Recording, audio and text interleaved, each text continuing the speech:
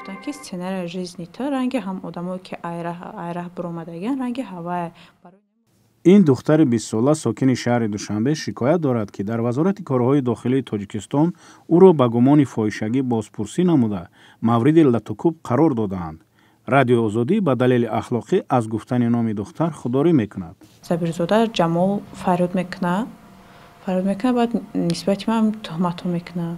ҳатма аввал мега ки ту гумонбаршаванда дар фоҳишагӣ ана хеле роҳи бад задан одамое ки қатъи таъсиртра роҳи бад мебаранд ҳахай гуфта тӯҳмат кардан нисбати маро нисбати дигар одамо тӯҳмат мекунад ҳахай гапҳо мега май кӯшиш мекунам ки бифаҳмонамша ки ҳахай гап неста чӣ гапҳое кӯшиш мекунам бифаҳмонамша ки бовар намекунад гапҳомда баъд мегӯям ки агар хай баёноти маро қабул карда набошад ман мебуромагаем чӣ намекунам пур намекунам гуфтам хай гапҳои бардурӯға баъд ҳамонҷа вақти буромаданда уже аймо мекашава мешинона дастом нарушник задан мешава баъд дар пай сар мезана.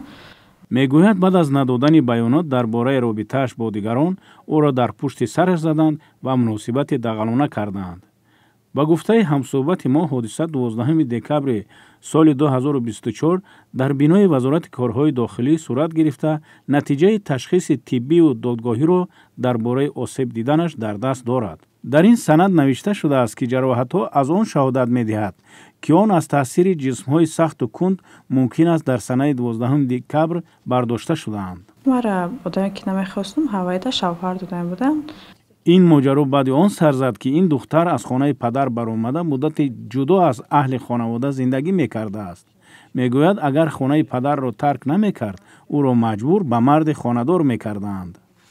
اول قطعی پدر مادرم یک نفهمی میشود که در نتیجه ما میخوام که هم عدل زندگی کنم. میگم که خیلی نمیشه من بهترش هم عدل به هم پدر مادر خیلی زندگی ما پیش میبرم. بعد بین میلیسا چیزا مقامات کردن میشن. جمال زبیرزاده کارمند وزارت امور داخلی تاجیکستان بازپرسی این دختر را تصدیق ولی لطکوب و با فاحشگی گمانبر دانستن او را رد کرد. وی در صحبت بدون ثبت تاکید کرد که وقتی دختر از خانه برآمده مدت بر نمیگردد پدرش برای یافتن او به وزارت کارهای داخلی عرض میکند. با قول زبیرزاده در اساس عریضه پدر دختر را یافته به خانه‌اش برمیگردانند و از او زبان خط میگیرند که دیگر به آگاهی والدین از خانه برآمده بدرک نشود. خود دختر میگوید خواستار مجازات این کارمند میلیسا است که او را به قول خودش به هیچ دلیل به فاحشگی گمانبر دانسته برای ندادن بیانات لطکوب کرده است. میگوید تا حال به هیچ نهاد شکایت نبرده میخواهد قضیه رسانه‌ای شود.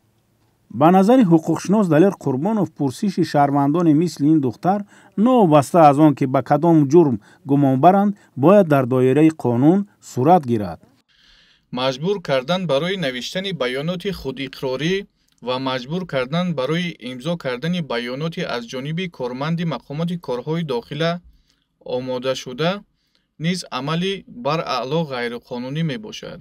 هرچند مقامات امور داخلی دست داشتن کارمندان خود را در آزار و اذیت ساکنان هنگام بازپرسی رد میکند ولی در گذشته شکایت ها از اقرار اجباری یا زیر فشار به گردن گرفتن گناه رسانه‌ای شده است.